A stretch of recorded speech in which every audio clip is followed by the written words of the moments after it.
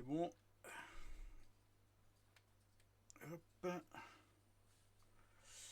Voilà, voilà, voilà.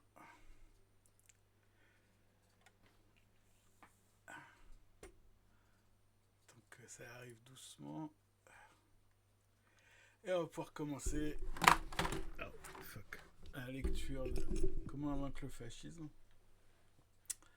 Et évidemment, on est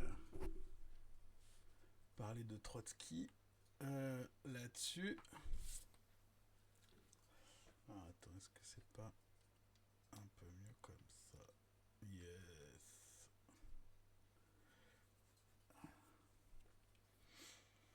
Voilà, donc on va faire le petit tour des...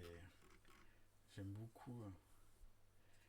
Avant de commencer, tranquillement, on peut papoter un peu sur la journée d'hier et les délires d'Elon Musk et de Trump.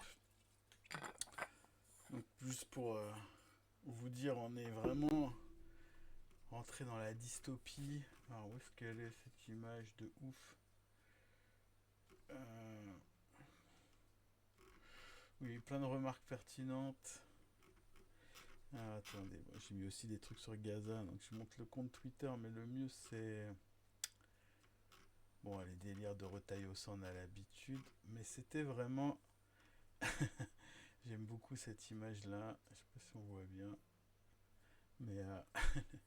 Salut Fabio. Salut Super Fabi, pardon. Ça va? Salut tout le monde. Et on commence doucement à commenter un petit peu déjà le truc de hier.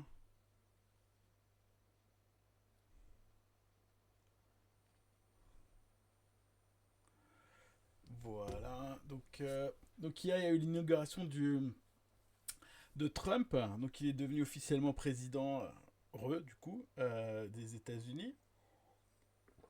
Et il y a eu donc plein de discours. Alors, ce qui est intéressant, alors, attends, je sais pas si j'ai la photo quelque part. Euh, il y avait, en fait, il y avait quand même pas mal de milliardaires. Il y avait quasiment toute la tech, les tech bros. Il y avait Bezos, il y avait Mark Zuckerberg. Il y avait aussi Xavier Niel, le mec de Free. Et en fait, il y avait quand même pas mal de gens là-dessus, quoi.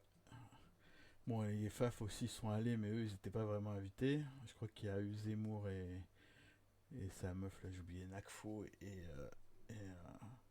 Marion Maréchal Saras, là. Et donc, ça, ils y étaient aussi. Et puis, il y avait...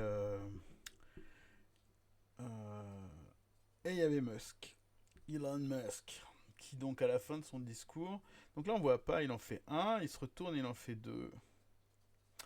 Bon, voilà, Elon Musk. Alors, Elon Musk, c'est aussi le gars. Alors, est-ce que je retrouve ce tweet avant de vous en parler? C'est aussi le gars. Vous savez, il a un deuxième compte. Où. Ouais, vous avez vu, il y avait plein de gens à l'inauguration et pourtant il n'y avait pas un seul Luigi. C'est un peu dommage. De ce point de vue-là. Alors, attends, est-ce qu'on m'entend d'ailleurs? Je suis pas sûr qu'on m'entende.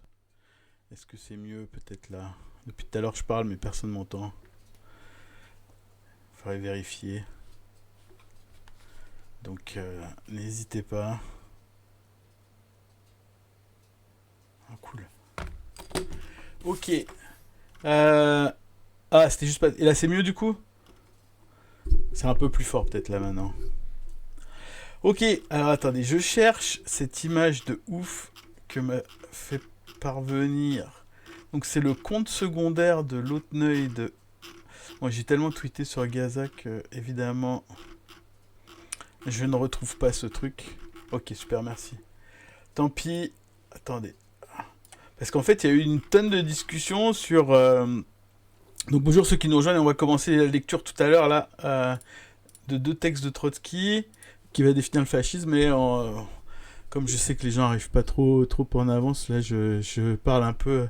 Si vous voulez en parler, n'hésitez pas, mais grosso modo, il y a eu toute une discussion aujourd'hui complètement hallucinante si ça c'est un signe nazi.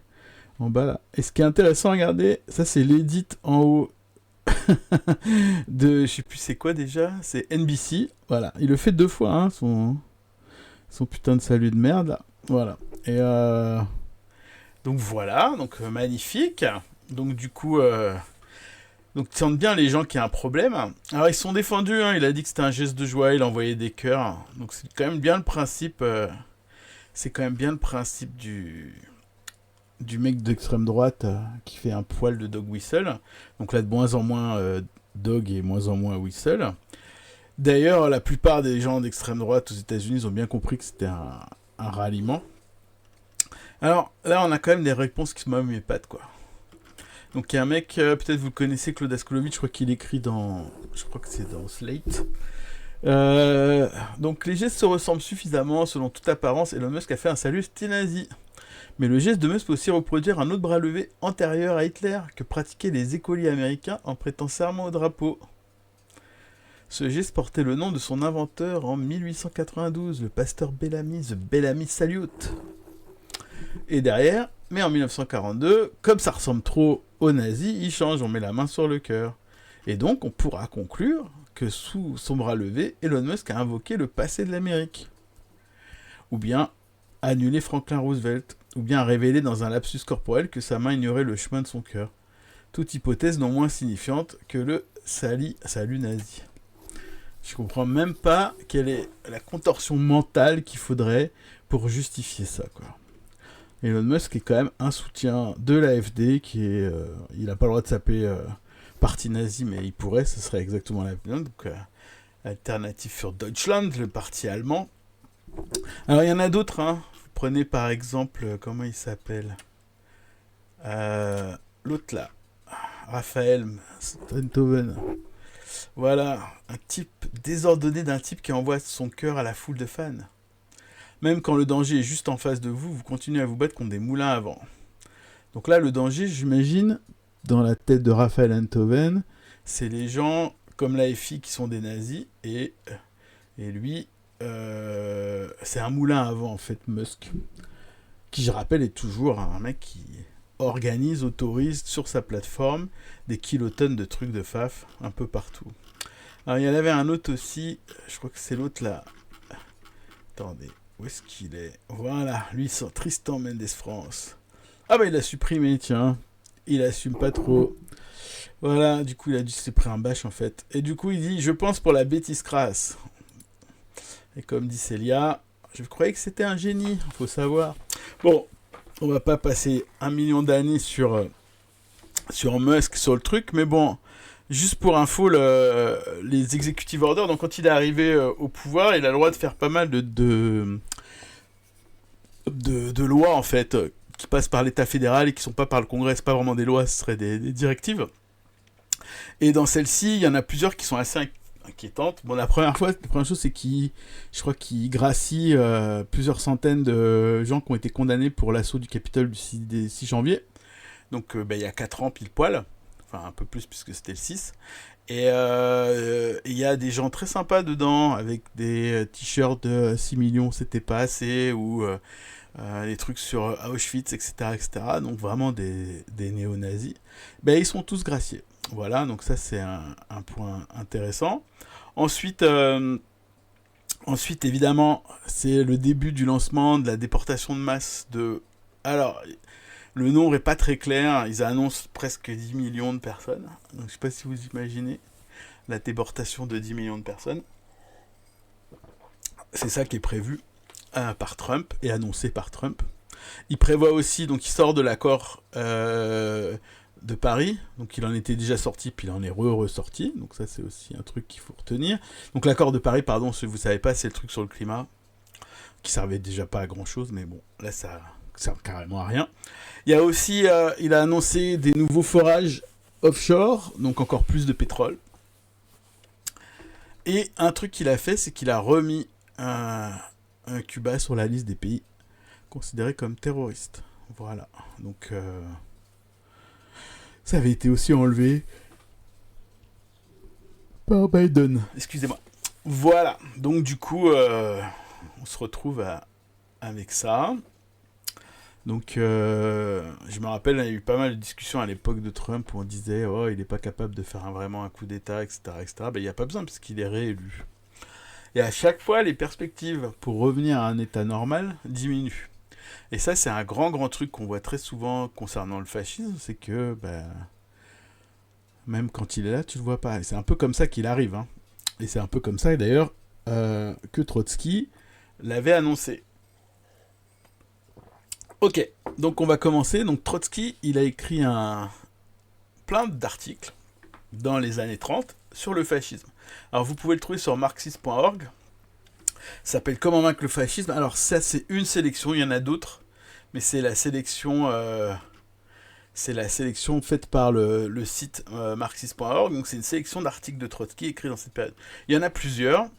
Bon, après, il se répète un peu, mais grosso modo, l'idée, c'est d'en lire deux intéressants. Un en 31, donc avant la prise du pouvoir par Hitler, et l'autre en 33, donc en juin 33. Donc Hitler est devenu chancelier en février, dans mon souvenir, et en juin 33, il y a déjà plus de parti communiste. Il est déjà interdit. Ok. Donc, let's go sur décembre 31. Et donc là, c'est une lettre ouverte à un communiste allemand, membre du parti communiste allemand. Donc là, il faut comprendre, hein, si vous ne savez pas, que Trotsky, il s'est fait expulser. Je crois qu'il est en Turquie, dans mon souvenir. Attends, on peut vérifier tout de suite. Je crois que c'est signé de l'endroit où il est. Non, mais bon, il est en Turquie. Il s'est fait expulser de Russie et il n'a plus en fait d'organisation. Il s'est fait expulser du parti communiste. Hein, et d'ailleurs, sa vie est menacée puisqu'il est recherché. D'accord. Et donc il écrit des articles et il commente la situation en Allemagne, puisque le parti communiste allemand est un énorme parti, et qui fait de la merde. Donc on va voir quelle merde il fait, et du coup, il écrit une lettre ouverte, hein, qui est en fait un truc politique, sur le parti communiste allemand.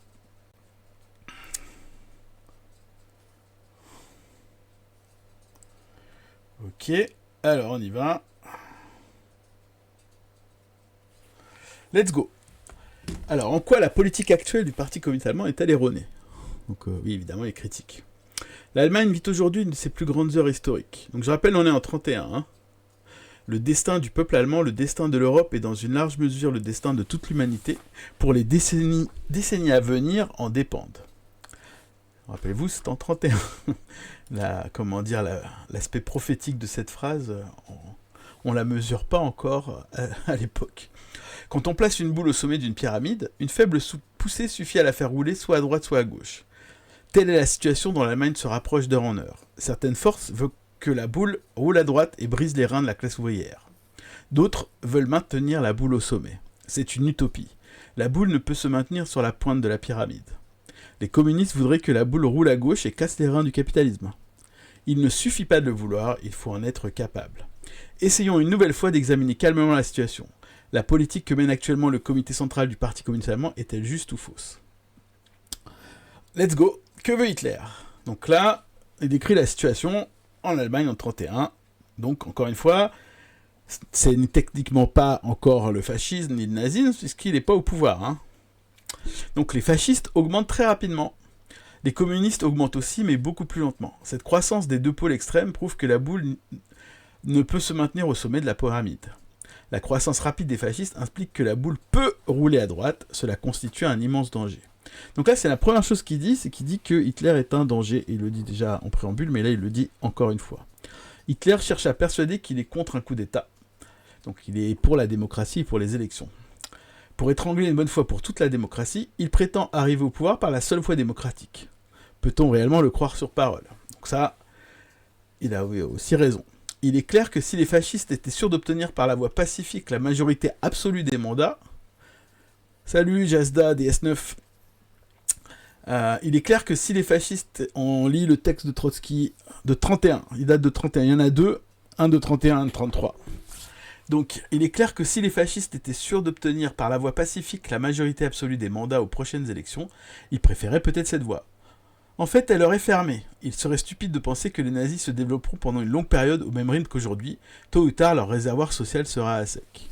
Donc là, ce que dit Trotsky, c'est que, grosso modo, l'augmentation électorale de Hitler, elle va atteindre un pic. Elle va pas dépasser un certain point. Et la raison pour laquelle il dit ça, c'est que le réservoir électoral sera à sec. D'ailleurs, c'est les élections autour de 31, il va commencer d'ailleurs à avoir un pic, puis après il va commencer à plus ou moins baisser. D'ailleurs, il y a beaucoup de gens qui diront « Ah, ça y est, il a perdu, etc. etc. » Et en fait, évidemment, c'est pas ça qui s'est passé. Donc il n'y aura pas assez de voix pour être majoritaire, en tout cas avec le système allemand à l'époque. Salut, la folle du Aldi. Bienvenue, on parle du fascisme écrit par Trotsky. Là, c'est le texte de 1931.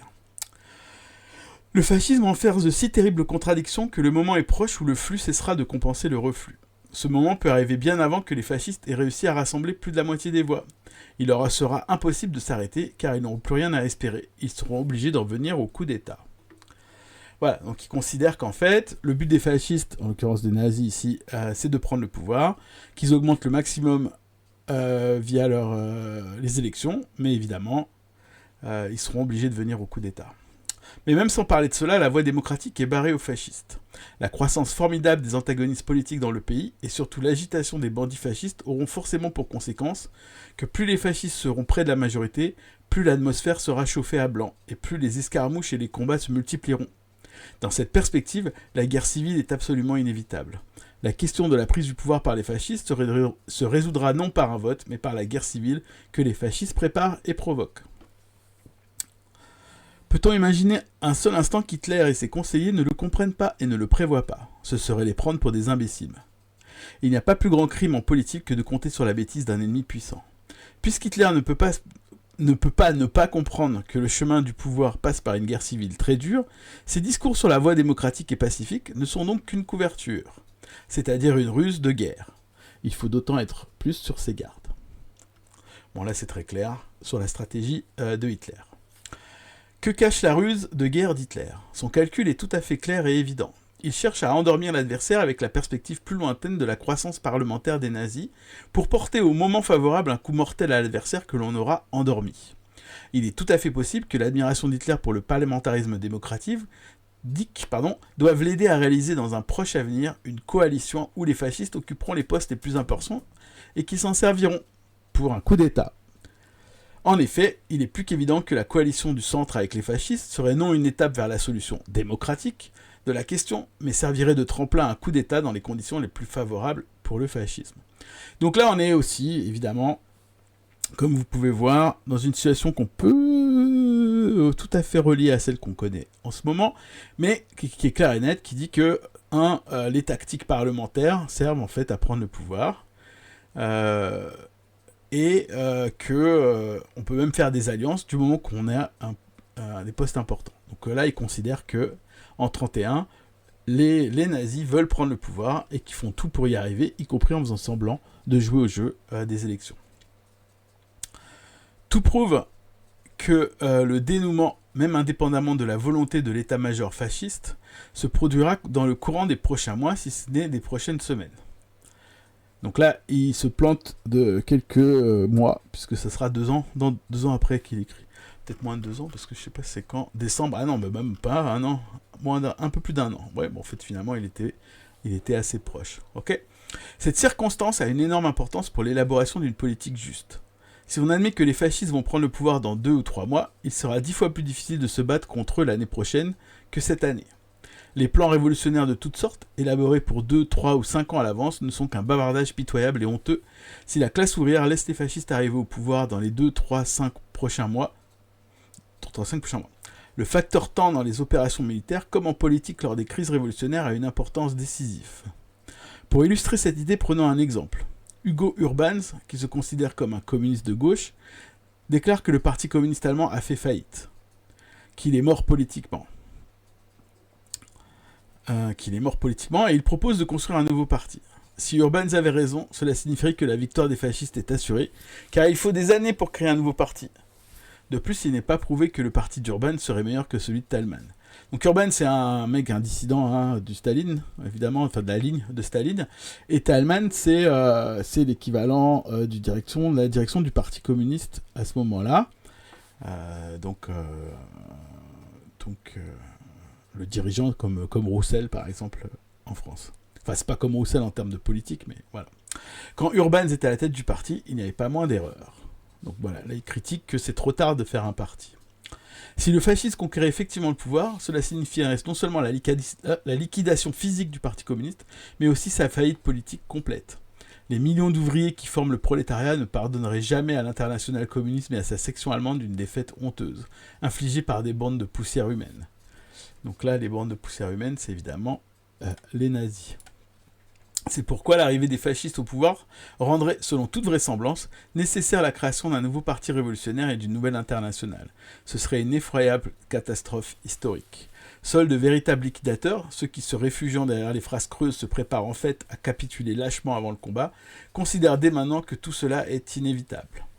Nous, bolcheviks-léninistes, que les staliniens qualifient de trotskistes, n'avons rien de commun avec ces gens-là. Nous sommes fermement persuadés que la victoire sur les fascistes est possible, non après leur arrivée au pouvoir, non après 5 ou 10 ans ou 20 ans de leur domination, mais aujourd'hui dans la situation actuelle ou dans les mois et les semaines à venir.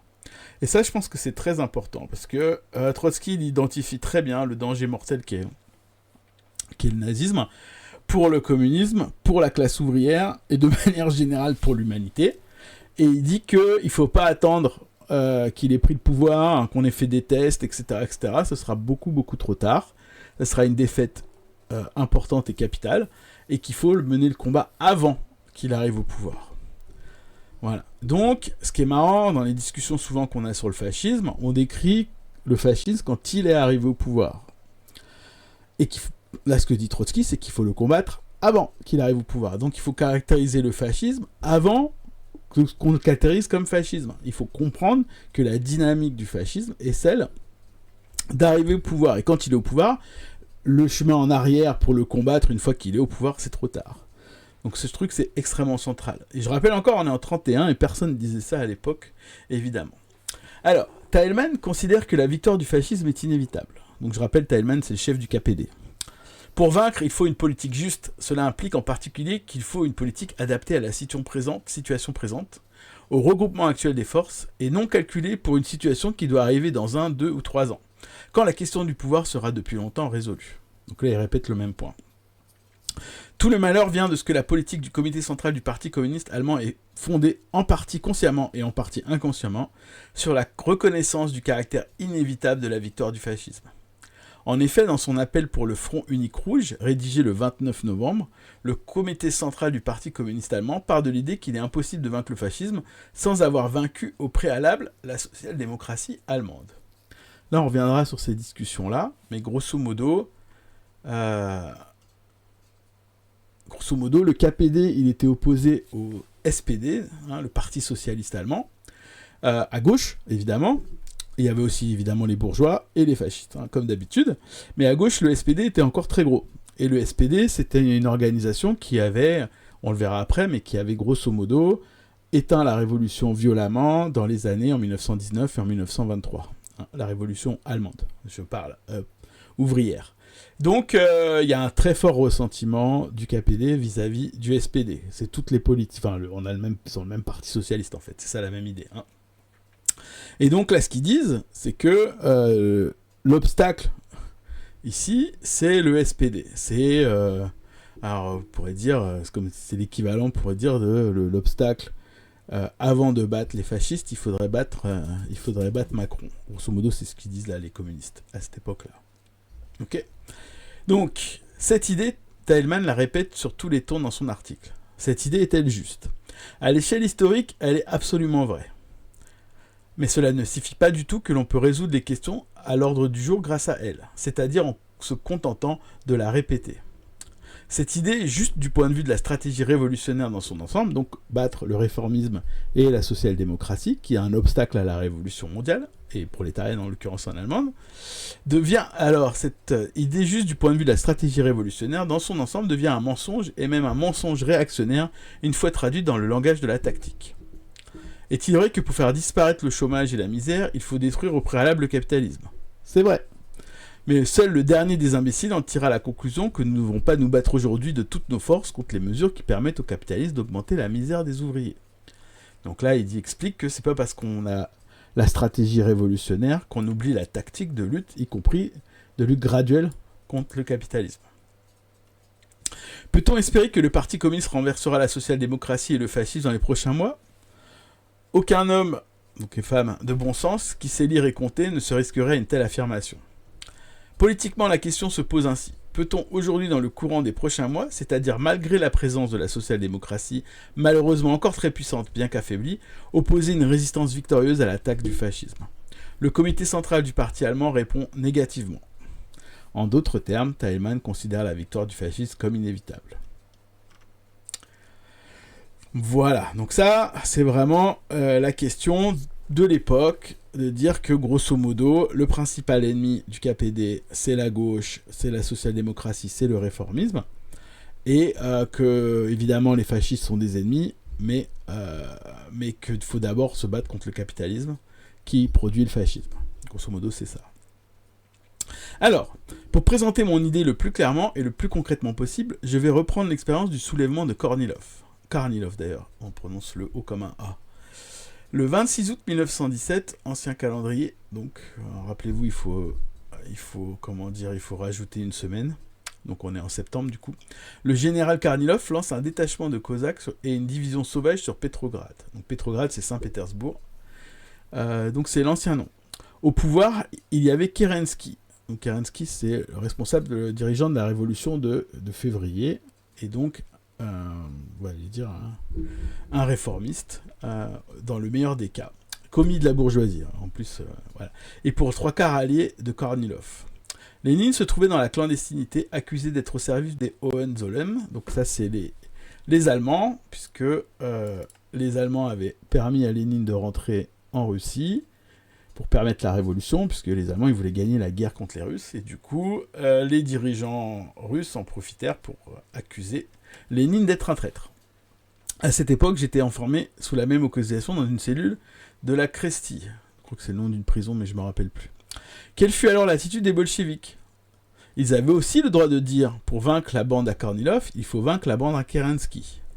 Ils le dirent plus d'une fois, car c'était correct et nécessaire pour la propagande future. Mais c'était absolument insuffisant pour résister à Kornilov le 26 août et les jours qui suivirent, et l'empêcher d'égorger le prolétariat de Petrograd.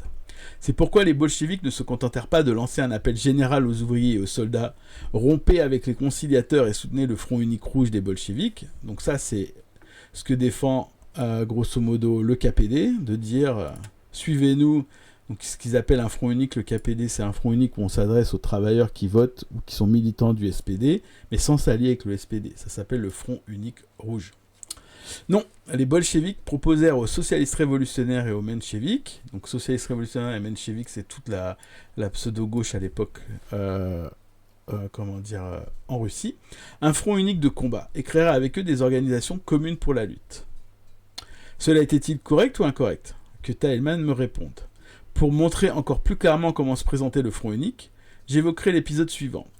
Libéré de prison grâce à une caution versée par des organisations syndicales, je me rendis directement de ma cellule à une session du comité de défense populaire, où avec le menchevique Dan et le socialiste révolutionnaire Gotz, qui étaient les alliés de Kerensky et qui m'avaient maintenu en prison, j'ai examiné et résolu le problème de la lutte contre Kornilov. Cela a été correct ou incorrect ? Que Remélé me réponde. Remélé, c'est encore un dirigeant du KPD. Donc là, c'est très très intéressant ce que dit Trotsky, c'est qu'il dit que il fallait d'abord sauver les travailleurs qui allaient se faire tuer, parce que Kornilov, c'était en fait la version, historique, primitive du fascisme, qui venait combattre la révolution en tuant les gens physiquement dans la ville de Petrograd. Et pour la survie de tout le monde, il y a une défense qui s'organise avec, évidemment, les gens qui ont même mis les bolcheviks en prison, c'est ce qu'il dit. Donc il est allé quand même faire alliance avec les gens qui l'ont mis en prison pour lutter contre Kornilov. Pour survivre, évidemment, après pouvoir mieux renverser les Kerensky et tous ces gens-là. Hop.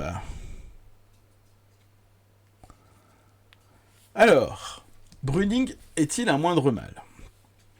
Alors, Brüning, c'était, je crois, le chancelier au moment où ça a été écrit, et Brüning, c'est quelqu'un, c'est juste de droite. C'est Macron, on va dire, pour aller plus vite. Donc la social-démocratie soutient Brüning, vote pour lui, assume la responsabilité de sa politique devant les masses, en se fondant sur l'affirmation que le gouvernement Brüning est un moindre mal. C'est ce point de vue que le Rote Fahne essaye de m'attribuer sous prétexte que j'ai protesté contre la participation stupide et honteuse des communistes au référendum d'Hitler. Alors là, il faut un peu dépiler si vous connaissez pas l'histoire.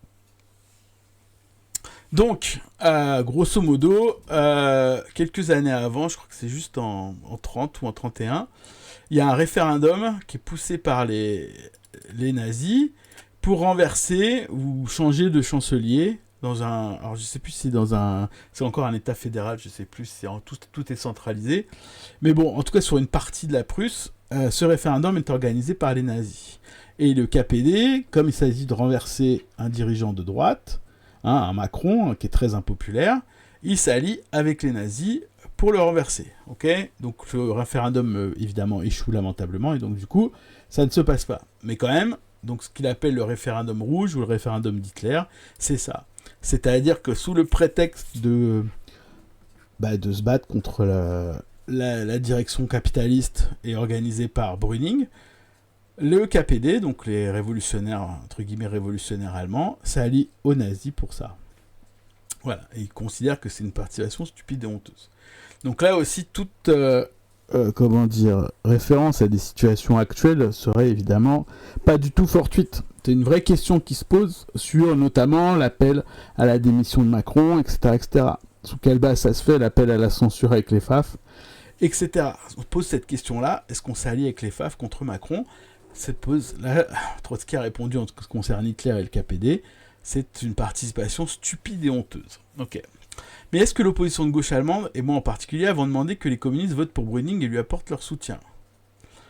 Nous, marxistes, considérons Brüning et Hitler, ainsi que Braun, comme des représentants d'un seul et même système. La question de savoir qui d'entre eux est un moindre mal est dépourvue de sens, car leur système, contre lequel nous nous battons, a besoin de tous ces éléments. Ok ? Mais aujourd'hui, ces éléments sont en conflit, et le parti du prolétariat doit absolument utiliser ce conflit dans l'intérêt de la révolution. Donc là, je crois que c'est partie des meilleures phrases de Trotsky, des meilleurs passages de Trotsky sur le fascisme, là-dessus. Let's go. Dans une gamme, il y a 7 notes. Se demander quelle note est la meilleure, do, ré ou sol, n'a pas de sens. Cependant, le musicien doit savoir quand et sur quelle touche frapper. Se demander abstraitement qui de Brüning ou d'Hitler est le moindre mal est aussi dépourvu de sens. Mais il faut savoir sur laquelle de ces touches frapper. C'est clair ? Pour ceux qui ne comprennent pas, prenons un exemple. Si un de mes ennemis m'empoisonne chaque jour avec de faibles doses de poison, et qu'un autre veut me tirer un coup de feu par derrière, j'arracherai d'abord le revolver des mains de mon deuxième ennemi, ce qui me donnera la possibilité d'en finir avec le premier. Mais cela ne signifie pas que le poison est un, entre guillemets, moindre mal en comparaison du revolver. Je finis le paragraphe, après j'en reparle. Le malheur veut que les chefs du parti communiste allemand se soient placés sur le même terrain que la social-démocratie, en se contentant d'inverser les signes. La social-démocratie vote pour Brüning en la qualifiant de moindre mal. Les communistes, qui refusent absolument de faire confiance à Brüning et à Braun, et ils ont tout à fait raison, sont descendus dans la rue pour soutenir le référendum d'Hitler, c'est-à-dire la tentative des fascistes pour renverser Brüning. Par là, ils ont reconnu qu'Hitler était un moindre mal, car une victoire au référendum amènerait au pouvoir Hitler et non le prolétariat. À vrai dire, on est un peu gêné d'expliquer une chose aussi élémentaire. Il est mauvais, très mauvais, que des musiciens comme Rémélé, au lieu de distinguer les notes, jouent du piano avec leurs bottes. Donc là, c'est la critique principale que fait Trotsky concernant la tactique et la stratégie du KPD. C'est cette histoire de moindre mal. Donc il considère en fait que l'ennemi principal, prioritaire pour sa propre survie, c'est les fascistes. Ça ne veut pas dire qu'on ignore et qu'on fait confiance, évidemment, aux bourgeois, etc. Mais que c'est celui-ci, si jamais il arrive au pouvoir, on est foutu. Ok ? C'est exactement ce qu'il explique. Et c'est pour ça qu'en fait, là, le rôle actuel des révolutionnaires, je pense, en France, c'est de se battre contre le fascisme, contre celui qui veut tirer des coups de feu par derrière, et après en finir, évidemment, utiliser cette force-là pour se battre contre Macron. En l'occurrence ici, Brüning. Ok ? Et donc ça résonne tout à fait très bien avec la discussion qu'il y a autour de la FI et aussi autour du NPA sur cette question. Il y a eu le vote de niche, pendant la niche du RN sur le vote, l'appel à voter,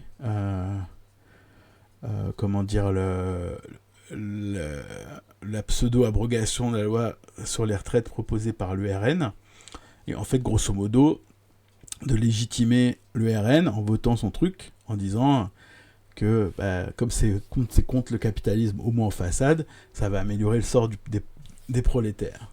L'alliance avec les nazis, ça améliore le sort de personne. Voilà. Donc voilà, ça c'est vraiment, je pense, qu'un truc que la plupart des groupes trotskistes qui existent en France refusent de voir, ok, et que la seule réponse pour éviter d'appliquer ce truc que dit Trotsky, c'est de considérer qu'Hitler n'est pas un danger mortel. Donc en l'occurrence notre Hitler à nous, c'est-à-dire l'URN et l'extrême droite française, ça n'est pas un danger mortel. C'est juste une version amoindrie d'un Macron.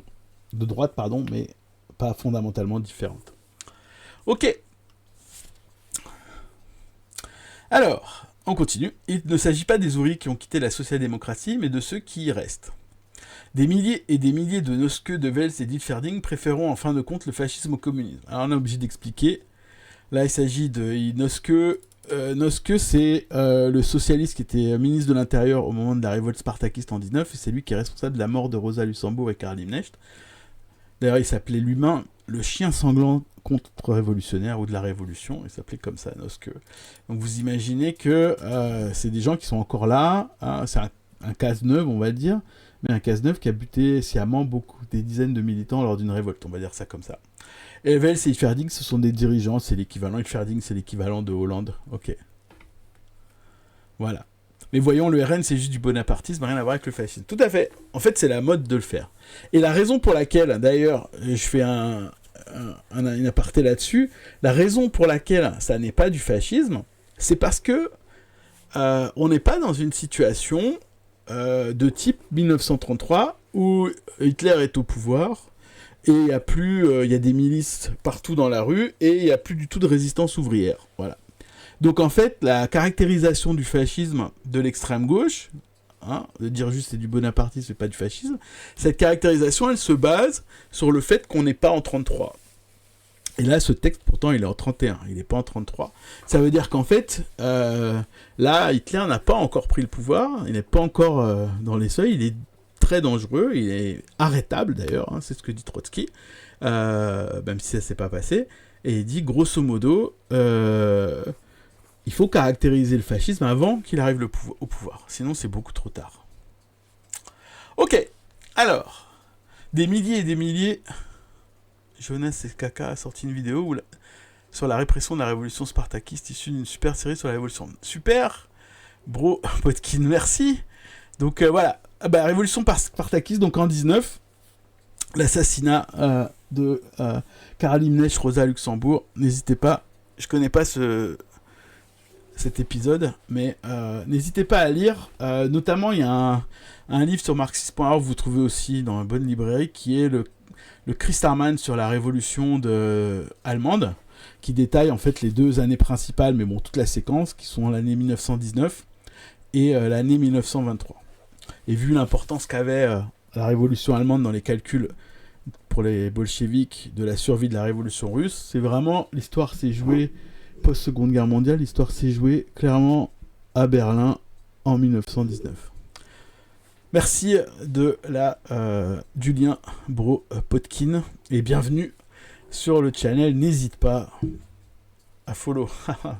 je me la pète maintenant. Alors, maintenant, il faut se retourner contre le fascisme. Alors, blablabla, on était où? Merci, super beau côté. Alors,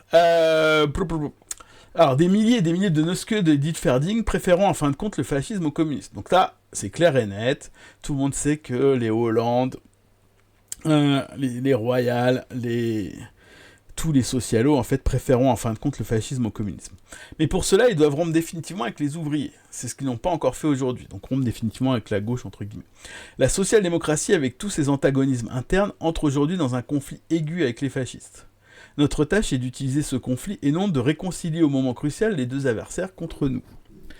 Alors la situation elle est évidemment un peu différente, la social-démocratie ici elle est moins forte, il n'y a plus de parti de masse social-démocrate.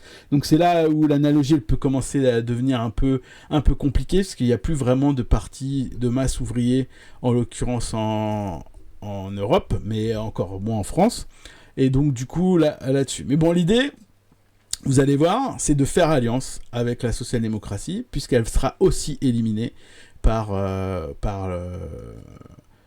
les fascistes. Et donc, même si celle-ci, elle a traduit. Alors, c'est peut-être pas forcément des Hollande, quoique, mais bon, il y a tout un 50 Shades of social-démocratie en France, en l'occurrence. Maintenant, il faut se retourner contre le fascisme en formant un seul front. Donc ça, c'est vraiment la tactique proposée par Trotsky, le front unique. Et ce front de lutte directe contre le fascisme, commun à tout le prolétariat, il faut l'utiliser pour une attaque de flanc, mais d'autant plus efficace contre la social-démocratie. Donc là, c'est dire que,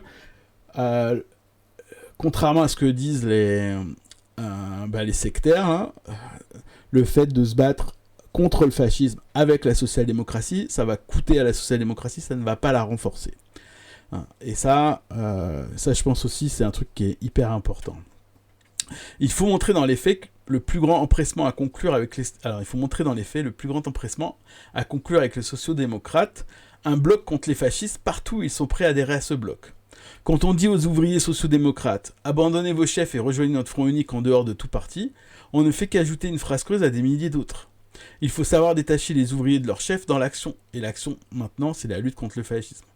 Donc là, il fait référence évidemment au front unique rouge, qui dit « Faites un front unique derrière nous », donc pas un front unique, hein, aux social-démocrates, suivez le KPD. Et donc c'est une position qu'il considère, il ne le dit pas ici, mais il considère comme gauchiste, et qui ne permet pas en fait d'entraîner avec lui des milliers de travailleurs à la lutte contre le fascisme. Il dit qu'il faut faire un front unique avec les organisations, et notamment avec leurs chefs. Donc il faut discuter avec les enfoirés comme Noske ou Hilferding. D'accord ? Et il ne fait aucun doute qu'il y aura des ouvriers sociaux-démocrates prêts à se battre contre le fascisme au coude à coude avec des ouvriers communistes. Et cela indépendamment et même contre la volonté des organisations de social-démocrates. Et évidemment, il faut établir les liens les plus étroits possibles avec ces ouvriers d'avant-garde. Mais pour le moment, ils sont peu nombreux. L'ouvrier allemand est éduqué dans un esprit d'organisation et de discipline. Donc là, je laisse à Trotsky ce commentaire. Cela a ses côtés forts et ses côtés faibles. La majorité écrasante des ouvriers sociaux-démocrates veulent se battre contre les fascistes, mais pour le moment encore, uniquement avec ses propres organisations. Il est impossible de sauter cette étape. Nous devons aider les ouvriers sociaux-démocrates à vérifier dans les faits, dans une situation nouvelle et exceptionnelle, ce que valent leurs organisations et leurs chefs quand il s'agit de la vie ou de la mort de la classe ouvrière. Donc là, c'est évidemment le principe classique du front unique, qui consiste à mettre les directions devant leur contradiction, et d'essayer de faire quand même que les choses se passent contre le fascisme, y compris dans l'unité. Voilà, on dirait plutôt ici qu'il faut l'unité pour montrer en fait le côté réactionnaire et contre-révolutionnaire des directions qui ne sont pas révolutionnaires. Bon. En tout cas, c'est la tactique proposée par Trotsky. Donc il faut imposer à la social-démocratie le bloc contre les fascistes. Le malheur veut qu'il y ait dans le comité central du Parti communiste de nombreux opportunistes terrorisés. Ils ont entendu dire que l'opportunisme, c'était l'amour pour les blocs. C'est pourquoi ils sont contre les blocs. Ils ne comprennent pas la différence qui peut exister entre un arrangement au niveau parlementaire et un accord de combat, même le plus modeste, à propos d'une grève, la protection des ouvriers typographes contre les bandes fascistes. Les accords électoraux et les marchandages parlementaires conclus par le Parti révolutionnaire avec la social-démocratie servent en général à la social-démocratie. Donc là, vous voyez par exemple, c'est un truc qu'on n'a pas fait, par exemple, pour le NFP. Le NFP, le NPA fait une alliance, accord électoral, bon, marchandage parlementaire un peu, mais pas des masses, avec la social-démocratie, et ça a servi à la social-démocratie. Ok. Mais évidemment, le problème, c'est que là, on en vient au deuxième, un accord pratique pour des actions de masse, pour des buts militants, se fait toujours au profit du Parti révolutionnaire. Voilà. Donc là, évidemment, Trotsky, il condamne les alliances électorales, mais parce qu'on est sur des groupes qui sont de taille à peu près équivalente. Le KPD et le SPD, c'est des énormes partis qui engrangent des millions de personnes, hein, en termes de voix. Voilà, c'est pas du tout une comparaison qu'on aurait entre une organe trotskiste de quelques centaines de militants, quelques milliers, versus la France insoumise et tout le bloc qu'il y avait pour le NFP. Donc voilà, la comparaison ici. Mais bon, par exemple, Révolution permanente nous ont cité tout ce texte-là pour le NPA. Bon, voilà, moi j'aurais quand même dit qu'en général, eux, ils pensaient pas que c'était des fascistes, donc ça sert à rien de citer ce texte, si on considère déjà que le RN, c'est pas des fascistes. Mais bon, c'est pas grave, c'est un débat qui continue avec Révolution Permanente. Le comité anglo-russe était une forme inadmissible de bloc entre deux directions sur une plateforme politique commune, imprécise, trompeuse, qui n'obligeait à aucune action. Donc là, c'est une alliance électorale là-dessus. Maintenir ce bloc pendant la grève générale où le conseil général jouait le rôle de briseur de grève revenait pour les staliniens à mener une politique de trahison. Donc là, il fait référence à un faux front unique pour lequel, donc je connais pas, et en plus la ref, si quelqu'un la connaît, moi je la connais pas. Aucune plateforme commune avec la social-démocratie ou les dirigeants des syndicats allemands, aucune publication, aucun drapeau, aucune affiche commune. Donc typiquement, nous on n'a pas fait ça du tout. Marcher séparément, frapper ensemble. Donc ça, c'est les phrases classiques de Trotsky sur le front unique. Se mettre d'accord uniquement sur la manière de frapper ou sur qui et quand frapper. On peut se mettre d'accord avec ce point avec le diable, sa grand-mère et même Noske et Grzinski, à la seule condition de ne pas se lier les mains. Voilà, donc ça c'est une citation qui est très intéressante, qui dit que on peut s'allier avec la social-démocratie, ou voire pire, avec des Noske. Ça, il reprend la phrase de Lénine avec le diable et sa grand-mère, qu'il utilise dans La maladie infantile du communisme, le gauchisme. Et il dit on doit faire le front unique contre le fascisme avec les organisations social-démocrates, à la seule condition de ne pas se lier les mains. Voilà, ça c'est pas facile de déterminer quand est-ce qu'on se lie les mains. C'est une appréciation à vérifier. Notamment, on a le droit de critiquer ces organisations social-démocrates. Il ne faut pas ne pas avoir à dépendre trop d'elles, notamment pour les accords électoraux. Enfin, il faut rapidement mettre au point un ensemble de pratiques de mesures, non dans le but de démasquer, entre guillemets, la social-démocratie devant les communistes, mais dans le but de lutter effectivement contre le fascisme. Là aussi, c'est un point important. Tu ne crées pas uniquement des fronts uniques pour dire les sociodémocrates, c'est des traîtres, mais c'est pour faire la lutte, faire le vrai front, faire le vrai combat. Donc on construit loyalement le bloc contre le fascisme. Ça aussi, c'est assez important. Ce n'est pas un calcul politique de manœuvre, c'est un truc de survie et dans lequel on organise. Et ça aussi, c'est très très important. On veut lutter effectivement contre le fascisme. Ce programme doit porter sur la protection des usines, la liberté d'action des comités d'usine, sur l'intangibilité des organisations et des institutions ouvrières, la question des dépôts d'armes dont peuvent s'emparer les fascistes, sur les mesures à prendre en cas de danger, c'est-à-dire sur les actions militantes des détachements communistes sociodémocrates, etc. Donc là, il parle carrément d'actions armées, évidemment, dans le contexte, ici on est en 31. Dans la lutte contre le fascisme, une place immense revient aux comités d'usine. Il faut sur ce point un programme d'action particulièrement soigné. Chaque usine doit se transformer en une forteresse antifasciste avec son commandant et ses équipes de combat. Il faut se procurer le plan des casernes et les autres foyers fascistes dans chaque ville, dans chaque district. Les fascistes essaient d'encercler les foyers révolutionnaires, il faut encercler l'encercleur. L'accord sur ce terrain avec les organisations social-démocrates et syndicales est non seulement admissible, mais encore obligatoire. Le refuser au nom de considérations de principe, entre parenthèses, en fait par bêtise bureaucratique ou pire encore par lâcheté, revient à aider directement le fascisme. Ok, voilà, comme ça c'est clair. Nous proposions dès novembre 1930, c'est-à-dire il y a un an, un programme pratique d'accord avec les ouvriers sociodémocrates. Qu'a-t-il été fait dans cette direction ? Presque rien. Le comité central du Parti communiste s'occupa de tout sauf de ce qui constituait sa tâche immédiate. Que de temps précieux a-t-on perdu ? À vrai dire, il n'en reste pas beaucoup. Le programme d'action doit être purement pratique, purement concret, sans aucune exigence artificielle, sans aucune arrière-pensée. Rappelez-vous ce que je disais sur on construit loyalement. Pour que tout ouvrier social-démocrate moyen puisse se dire ce que proposent les communistes est absolument indispensable pour la lutte contre le fascisme. Sur cette base, il faut entraîner par l'exemple les ouvriers sociodémocrates et critiquer leurs chefs qui inévitablement s'opposeront et freineront le mouvement. C'est seulement sur cette voie que est possible la victoire. Alors, let's go, on continue. N'hésitez pas si vous voulez faire des remarques. Les épigones actuels, c'est-à-dire les très mauvais disciples de Lénine. Alors, Kropotkin, toutes les tendances au travail, toutes les tendances au combat contre l'ennemi commun, et le peuple choisira le régime qui lui conviendra le mieux. Comme disait Durruti dans son adresse aux ouvriers russes durant la Révolution espagnole. Alors, ok. Toutes les tendances au travail, toutes les tendances au combat contre l'ennemi commun, et le peuple choisira le régime qui lui conviendra le mieux. Ouais. Durruti, ouais. Donc, l'anarchiste. Tu connais un anarchiste, Abropotkin? C'est un vrai... Ton nom est... Comment dire? Parce que moi, je suis pas très bon. Sur Durruti, je connais pas très bien. Mais vraiment pas ma tradition du tout. Mais ok, ouais. C'est une autre façon de le dire. Après, elle est beaucoup plus vague, hein. Le peuple choisira le régime qui lui conviendra le mieux. C'est pas très clair ce que ça veut dire, par contre. Le peuple et choisira quel régime et qui conviendra le mieux à quoi. Est-ce que c'est quelle partie du peuple, tout le peuple? Est-ce que c'est une vote à la majorité dans un contexte en plus de guerre civile? Tout ça, c'est des questions qui sont tactiques et très compliquées. Mais ok. Alors, marxiste.org, bloup bloup bloup, quatrième ref à la fin, le comité anglo. Ah, super, merci. Super Fabli. Je checkerai là-dessus. Ok. Alors, je continue du coup. Les épigones actuels, c'est-à-dire les très mauvais disciples de Lénine, aiment à combler leurs lacunes à tout propos par des citations qui bien souvent ne sont pas du tout appropriées. Alors ça, pour le coup, c'est une maladie de l'extrême gauche encore actuelle.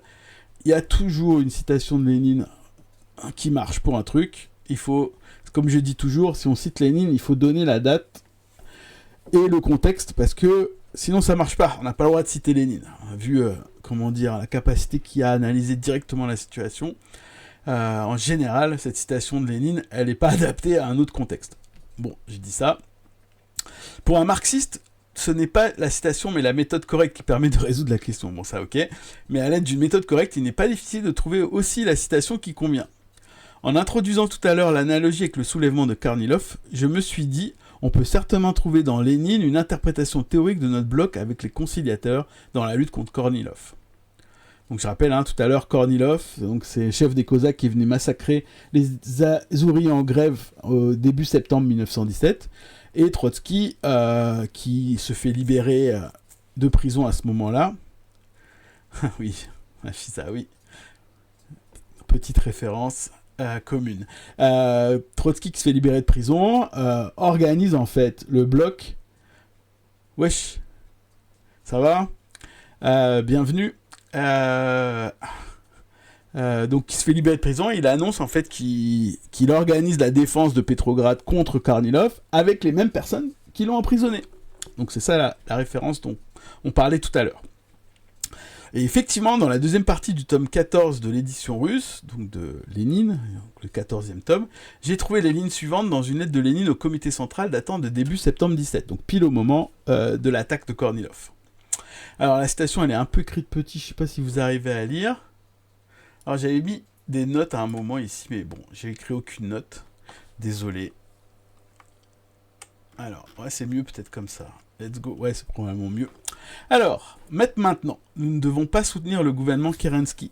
Ce serait manquer à nos principes. D'accord ? On demandera, ne faut-il donc pas se battre contre Kornilov ? Évidemment que si. Mais ce n'est pas la même chose. Il y a une limite entre les deux. Et cette limite, certains bolcheviks la franchissent, en cédant à l'esprit de conciliation et en se laissant entraîner par le flot des événements. Nous faisons et nous continuerons à faire la guerre à Kornilov, mais nous ne soutenons pas Kerensky, nous dévoilons au contraire sa faiblesse. Il y a une différence assez subtile mais tout à fait essentielle qu'on ne doit pas oublier. Qu'on ne doit pas oublier. En quoi consiste donc la modification de notre tactique après la révolte de Kornilov ? En ce que nous modifions la forme de notre lutte contre Kerensky, sans atténuer le moins du monde notre hostilité envers lui, sans rétracter aucune des paroles que nous avons dites contre, sans renoncer à le renverser, nous disons, il faut tenir compte du moment, nous n'essaierons pas de le renverser tout de suite. Nous le combattrons maintenant d'une autre façon et plus précisément en soulignant aux yeux du peuple qui combat Kornilov la faiblesse et l'hésitation de Kerensky. Donc c'est exactement pratique du faux unique. Je fais remarquer que aux yeux du peuple ici aussi et pas de la classe ouvrière, mais j'imagine que c'est la traduction. Voilà. Ok. Donc c'est exactement, évidemment cette citation, c'est exactement le front unique là-dessus. On ne met pas en pause, on continue la propagande, mais on lutte d'une autre manière. Nous ne proposons rien d'autre. Totale indépendance de l'organisation communiste et de sa presse, complète liberté de la critique communiste, même en ce qui concerne la social-démocratie et les syndicats, seuls les opportunistes les plus méprisables peuvent admettre l'aliénation de la liberté du Parti communiste. Bon, là je passe les détails. nous n'en faisons pas partie. Donc là, ce qu'il explique, c'est que le parti, il doit être autonome, indépendant, et pas faire d'alliance en annihilant sa liberté. Et donc là, la référence, c'est le Kuomintang, qui est grosso modo le bloc bourgeois qu'il y avait en Chine à la même époque. Nous ne devons rien retirer à notre critique de la social-démocratie, nous ne devons rien oublier du passé. Nous réglerons en temps voulu tous nos comptes historiques. Alors ça aussi, j'aime beaucoup cette phrase. Sur les alliances que tu fais avec des gens qui t'ont buté, je la ressors régulièrement. Nous présenterons la note où nous réglerons en temps voulu tous nos comptes historiques. Voilà, ça c'est vraiment du très bon Trotsky. Nous donc, nous réglerons en temps voulu tous nos comptes historiques et parmi eux notre compte pour Karl Liebknecht et Rosa Luxembourg. De la même manière, nous, bolcheviks russes, avons finalement présenté une note globale aux mencheviks et aux socialistes révolutionnaires pour les persécutions, les calomnies, les arrestations, les meurtres des ouvriers, des soldats et des paysans. Donc là, lui, c'est l'une des rares personnes sur Terre qui pouvait dire ça, puisqu'il dirigeait la révolution russe, et ils ont effectivement présenté la note, puisqu'ils ont pris le pouvoir. Mais nous avons présenté cette note 2 mois après avoir utilisé le règlement de compte particulier entre Kerensky et Kornilov, entre les démocrates et les fascistes, pour repousser plus sûrement les fascistes. C'est seulement grâce à cela que nous avons vaincu. Si le comité central du Parti communiste allemand fait sienne la position qui est exprimée dans la citation de Lénine, toute l'attitude envers les masses social-démocrates et les organisations syndicales changera immédiatement. Au lieu des articles et des discours qui ne sont convaincants que pour ceux qui sont déjà convaincus par ailleurs, les agitateurs trouveront un langage commun avec de nouvelles centaines de milliers de millions d'ouvriers. La différenciation au sein de la social-démocratie s'accélérera. Donc la différenciation, ça veut dire la polarisation, hein, c'est plutôt ça qu'il faudrait comprendre. Donc les ouvriers sociaux-démocrates qui se tirent vers la gauche du fait du combat commun par rapport, par exemple, à leur direction qui va, elle, aller vers la droite. Les fascistes sentiront bientôt qu'il ne s'agit plus de tromper Brüning, Braun et Wells, donc les dirigeants bourgeois, mais d'accepter la lutte ouverte avec toute la classe ouvrière. Une profonde différenciation au sein du fascisme se produira inévitablement sur cette base. Seule cette voie rend la victoire possible. Ok ? Donc en fait, grosso modo, ce qu'il propose, c'est l'unité des travailleurs contre les fascistes. Cette unité, inévitablement, posera des problèmes aux fascistes. Mais il faut vouloir cette victoire. Or, parmi les fonctionnaires communistes, il y a pas mal, hélas, de carriéristes peureux et de bonzes, on ne dit plus ça du tout maintenant, qui chérissent leur petite place, leur salaire et encore plus leur peau. Ces individus sont très enclins à faire parade de phrases ultra-gauche qui dissimulent un fatalisme pitoyable et méprisable. On ne peut pas se battre contre le fascisme sans avoir vaincu la social-démocratie, dit le farouche révolutionnaire, et il se prépare un passeport pour l'étranger. Donc là, c'est vraiment en direction, la direction du Parti communiste allemand à ce moment-là. Et là, il y a l'adresse finale, qui est aussi très connue de Trotsky, si vous ne la connaissez pas. Ouvriers communistes, vous êtes des centaines de milliers, des millions, et vous n'allez nulle part où aller, il n'y aura pas assez de passeports pour vous. Si le fascisme arrive au pouvoir, il passera comme un tank effroyable sur vos crânes et vos échines. Le salut se trouve uniquement dans une lutte sans merci. Seul le rapprochement dans la lutte avec les ouvriers sociaux-démocrates peut apporter la victoire. Dépêchez-vous, qu'ouvriers communistes, car il vous reste peu de temps. Voilà. Donc c'est terrible de lire ça, sachant que c'est 1 an avant la prise du pouvoir par les nazis, et qu'il a eu entièrement raison de bout en bout sur tout ce qu'il a écrit concernant ce qui s'est passé. Voilà, donc ça c'est le texte que donc je vous invite à lire, Comment vaincre le fascisme, lettre à ouvriers communistes allemands du 8 décembre 31. Voilà. Et donc, comme j'expliquais tout à l'heure, comment ça s'appelle ? Il en a écrit plein, Comment vaincre le fascisme, Trotsky. Et il a écrit tout un bouquin, vous pouvez le trouver en papier, hein, c'est un recueil de ses différents articles. Bon, il y a beaucoup de redites, hein, c'est pas la peine, mais vous pouvez tout lire évidemment. Le bouquin, il est pas cher en plus et il est en vente à la brèche. Et grosso modo, il y a plein de textes qui décrivent la situation en partant, je crois que ça commence en 29 et ça finit en 33. Et on va lire le dernier concernant la situation allemande là-dessus. Qui s'appelle « Qu'est-ce que le national-socialisme ?» Donc là, il écrit en juin 1933, donc ça fait déjà plusieurs mois qu'Hitler a pris le pouvoir. Alors, merci, super Fabli. Vous pouvez commander à la brèche le bouquin. Voilà. Avec, bon, il y a une introduction d'Ernest Mandel, donc ça, vous pouvez probablement vous en passer. C'est mon tacle sur Mandel. Si je fais pas une vidéo où je tacle pas Mandel, c'est que c'est pas une vraie vidéo. Voilà. Ok. Alors, qu'est-ce que le national-socialisme? Donc là, c'est le post-mortem, j'allais dire au sens propre comme au sens figuré, de l'analyse de ce que c'est que le fascisme. Donc il fallait voir la fin pour comprendre, évidemment, même s'il avait beaucoup d'intuition sur ce qui se passait au début. Ok. Alors, les esprits naïfs pensent que le titre de roi tient dans la personne même du roi, dans son manteau d'hermine et sa couronne, dans sa chair et son sang. En fait, le titre de roi naît des rapports entre les hommes. Le roi n'est roi que parce qu'au travers de sa personne se réfractent les intérêts, les préjugés de millions d'hommes. Quand ces rapports sont érodés par le torrent du développement, le roi n'est plus qu'un homme usé, à la lèvre inférieure pendante. Celui qui s'appelait jadis Alphonse XIII pourrait nous faire part de ses impressions toutes fraîches à ce sujet. Donc je ne sais plus qui c'est Alphonse XIII d'ailleurs. Je vérifierai tout à l'heure. Le chef par la grâce du peuple se distingue du chef par la grâce de Dieu en ce qu'il est obligé de se frayer lui-même un chemin, ou du moins d'aider les circonstances à le lui ouvrir. Mais le chef est toujours un port entre les hommes, une offre individuelle en réponse à une demande collective.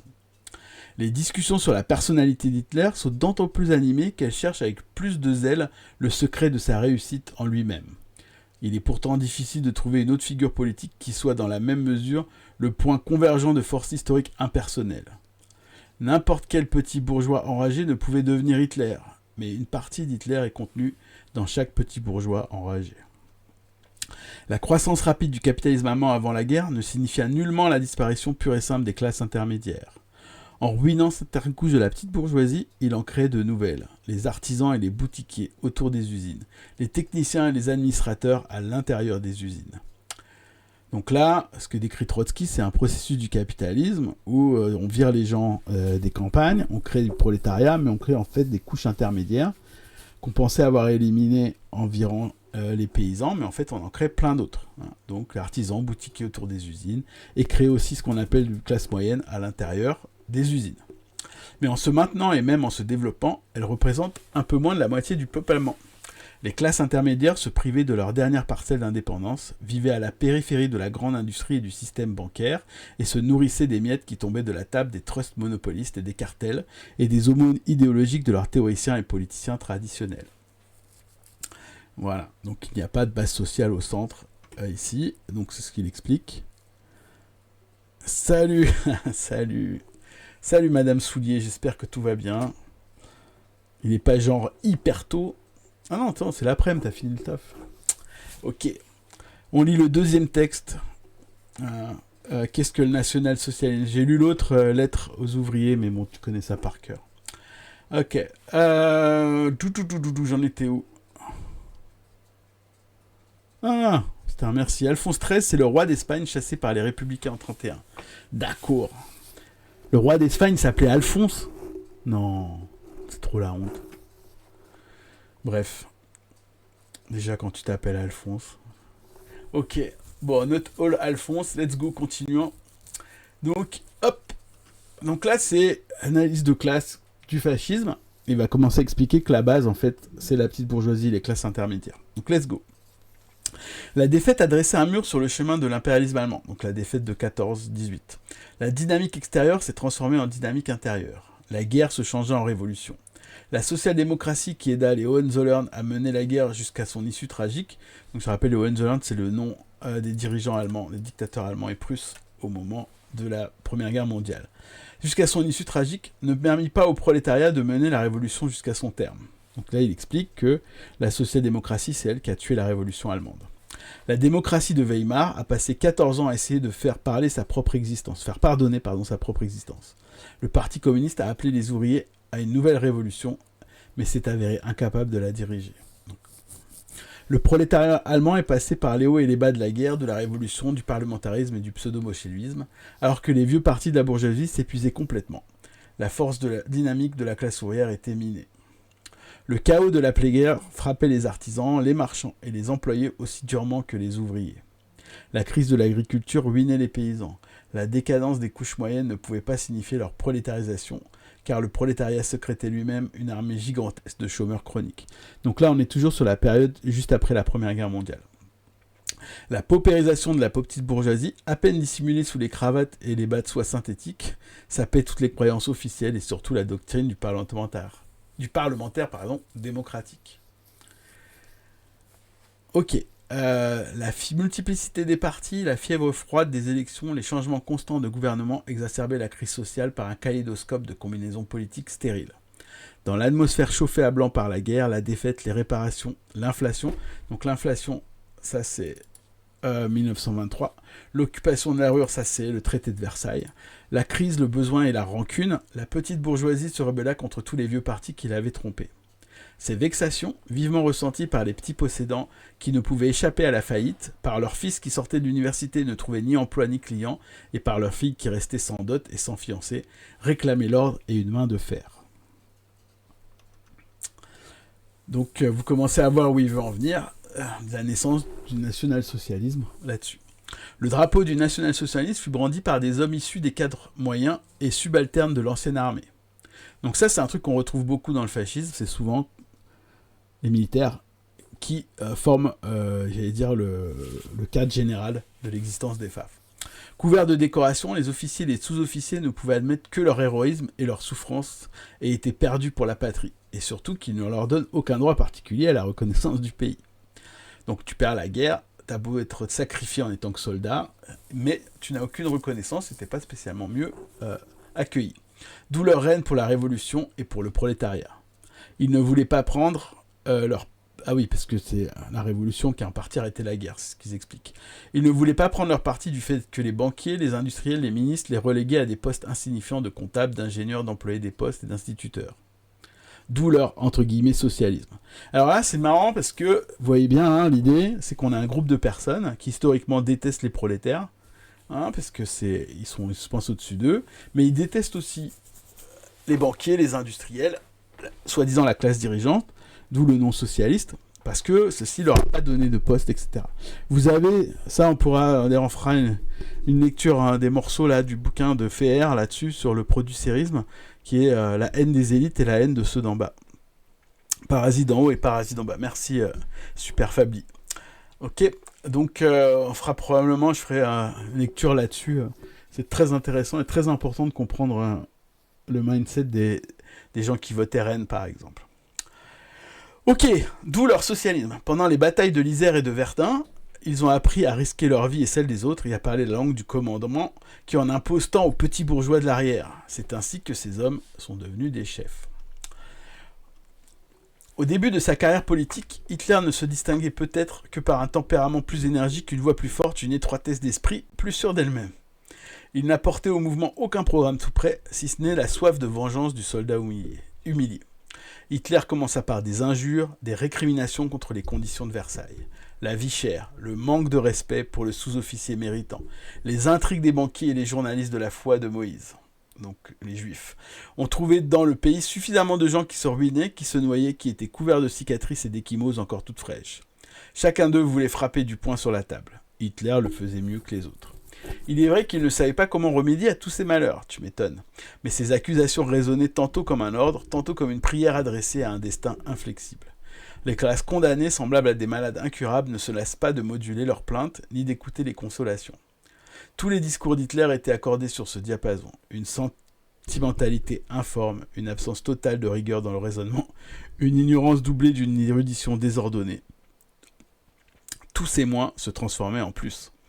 Cela lui donnait la possibilité de rassembler toutes les formes de mécontentement dans la besace de mendiants du national-socialisme et de mener la masse là où elle le poussait. De ses premières improvisations, l'agitateur ne conservait dans sa mémoire que ce qui rencontrait l'approbation. Ses idées politiques étaient le fruit d'une acoustique oratoire. Donc ça, j'aime bien ce qu'il dit, c'est que tu testes des trucs et tu vois ce qui marche. Ses idées politiques étaient le fruit d'une acoustique oratoire, c'est très bien dit. C'est ainsi qu'il choisissait ses mots d'ordre, c'est ainsi que son programme s'étoffait. C'est ainsi que d'un matériel brut se formait un chef. Donc vous voyez que ça aussi c'est un truc qui est intéressant concernant le national-socialisme, c'est qu'il n'y a pas réellement de programme. On s'adapte pour plaire aux gens. Et ça fait partie vraiment du truc pour comprendre aussi que ça sert à rien d'analyser le programme du RN, parce qu'il n'a pas de consistance politique. C'est pas un programme qu'ils veulent mettre en place. Ce qu'ils veulent mettre en place, le fascisme, c'est grosso modo la mise au pas de toute possibilité par en bas d'organisation, d'auto-organisation, de riposte, etc. etc. Et ça pour ressusciter un passé glorieux, en l'occurrence ici, basé sur une classe moyenne qui est prête à ça et qui a accepté en fait son destin que les dirigeants internationaux, les banquiers, les machins, on ne pourrait pas s'en débarrasser. Donc on continue. Donc là aussi, hein, toute ressemblance avec une dynamique actuelle n'est pas fortuite du tout. Donc dès le début, Mussolini s'adressa de façon plus consciente à la matière sociale qu'Hitler, qui se sent plus proche du mysticisme policier d'un quelconque Metternich que de l'algèbre politique de Machiavel. Donc là, c'est juste un... Voilà, Metternich, c'est l'équivalent de Darmanin. Du point de vue intellectuel, Mussolini est plus audacieux et cynique. Il suffit de nous rappeler que l'athée romain ne fait que se servir de la religion, comme il le fait de la police et de la justice, alors que son collègue berlinois croit réellement à la protection particulière de la Providence. À l'époque où le futur dictateur italien considérait encore Marx comme notre maître immortel à tous, puisqu'il faisait partie du parti social-démocrate, Mussolini, il défendait non sans habileté la théorie qui voit avant tout dans la vie de la société actuelle l'interaction de deux classes fondamentales, la bourgeoisie et le prolétariat. Il est vrai, écrivait Mussolini en 1914, qu'entre elles se placent des couches intermédiaires très nombreuses qui forment une sorte de tissu conjonctif du collectif humain. Mais dans les périodes de crise, donc là ici toujours Mussolini, les classes intermédiaires sont attirées selon leurs intérêts et leurs idées vers l'une ou l'autre des deux classes fondamentales. Donc là aussi, c'est un truc classique du marxisme. Généralisation très importante. De même que la médecine scientifique permet de soigner un malade, mais aussi d'envoyer de la manière la plus expéditive un œuf bien portant ad patres, l'analyse scientifique des rapports de classe destinée par son auteur à mobiliser le prolétariat a permis à Mussolini, quand il fut passé dans le camp adverse, de mobiliser les classes intermédiaires contre le prolétariat. Donc là aussi, c'est intéressant. Il explique que les personnes les plus dangereuses pour le prolétariat, c'est ceux qui en sont passés, qui sont capables d'analyser la lutte de classe. Et ce qui a permis à Mussolini d'être, pour le coup, intelligent, en tout cas, plus audacieux et cynique. Peut-être pas plus intelligent. Ok, Hitler accomplit le même travail en traduisant dans la langue de la mystique allemande la méthodologie du fascisme. Ok. Les bûchers sur lesquels brûle la littérature impie du marxisme éclairent vivement la nature de classe du national-socialisme. Tant que les nazis agissaient en tant que parti, non en tant que pouvoir d'État, l'accès de la classe ouvrière leur était presque entièrement fermé. D'autre part, la grande bourgeoisie, même celle qui soutenait financièrement Hitler, ne les considérait pas comme son parti. Donc le parti, c'était pas le parti de la classe dirigeante. La renaissance nationale s'appuie entièrement sur les classes moyennes. Donc ça, c'est important de comprendre aussi ça. Ok, on a beau financer, ça ne veut pas dire qu'on finance, ça ne veut pas dire que les patrons considèrent que c'est leur parti, mais ils le financent quand même. Hein, on en a besoin. Ça aussi, c'est un truc qu'on retrouve régulièrement dans les écrits des trotskistes qui considèrent que le RN n'est pas un parti où il n'y a pas de fascisme encore, ni en Europe, ni aux États-Unis. C'est que ce n'est pas le parti de la classe dirigeante. C'est-à-dire, il n'y a pas besoin qu'il soit le parti de la classe dirigeante en tant que tel. Il suffit qu'il y ait un soutien, en tout cas, d'une fraction de celle-ci. Il devient un parti de la classe dirigeante une fois que celui-ci a pris le pouvoir. Ok, blabla. L'habileté politique consistait à souder l'unité de la petite bourgeoisie au moyen de la haine pour le prolétariat. Que faut-il faire pour que ce soit encore mieux ? Avant tout d'écraser ceux qui sont en bas. Donc c'est ça qu'on promet aux petits bourgeois, on promet à la base sociale du fascisme, on promet d'écraser ceux qui sont en bas. Ok ? La petite bourgeoisie impuissante face au grand capital espère désormais conquérir sa dignité sociale en écrasant les ouvriers. Bon, là, il faudrait qu'on revienne dessus, parce que c'est tellement vrai, et c'est encore vrai, quand on lit par exemple Félicien Faury sur ceux qui votent RN, on a vraiment ça. Impuissante, there is no alternative face au grand capital. Du coup, on essaye de reconquérir sa dignité sociale en tapant sur les ouvriers, et notamment les ouvriers racisés. Pour le cas de la France. Les nazis baptisent leur coup d'État période. Exactement. Non mais ce texte, il est vraiment excellent et je comprends toujours pas bien pourquoi il est aussi mal compris parmi l'extrême gauche habituelle, quoi. Et je pense que l'une des raisons, c'est cette espèce de peur d'alliance avec la social-démocratie, de peur du front unique, de peur de liquidation de l'héritage, de peur de l'unité, parce qu'on détient le truc et on veut pas s'allier avec des gens qui sont nuls, ce que je peux comprendre, mais on n'a pas le choix. Du coup, ça amène à sous-estimer le fascisme. Alors, tiens, je viens de voir un truc sur Blast qui nous montre le retournement de veste de Zuckerberg à propos de Trump. Ça illustre bien le texte. Tout à fait. Alors après, Zuckerberg, il a souvent financé les démocrates, mais c'est toujours un bro de la tech. Hein. Ça a toujours été un mascu, etc. Notamment quand il a viré, là, je sais plus comment il s'appelle, un ancien de ses dirigeants de Facebook qui était trop woke. Maintenant, effectivement, Zuckerberg, il fait même des podcasts. Il est allé chez Joe Rogan, c'est l'équivalent d'un Pascal Pro encore plus déjanté, pour expliquer qu'il n'y avait pas assez de masculinité et c'est ça qui courait à la perte du monde. Donc, quand on entend masculinité en perte, souvent, il faut y voir que probablement il y a un peu de fascisme qui se cache derrière. Alors, on continue. Les nazis baptisent leur coup d'état du nom usurpé de révolution. Donc la révolution nationale-socialiste, c'est évidemment pas la révolution. En fait, en Allemagne, comme en Italie, le fascisme laisse le système social inchangé. Bon, ça, on avait tous compris. Le capitalisme reste le capitalisme. Le coup d'état d'Hitler, en tant que tel, n'a même pas le droit au titre de contre-révolution. Mais on ne peut pas le considérer isolément. Il est l'aboutissement d'un cycle de secousses qui ont commencé en Allemagne en 1918. La révolution de novembre, qui donnait le pouvoir au Conseil d'ouvriers et soldats, était fondamentalement prolétarienne. Mais le parti qui était à la tête du prolétariat rendit le pouvoir à la bourgeoisie.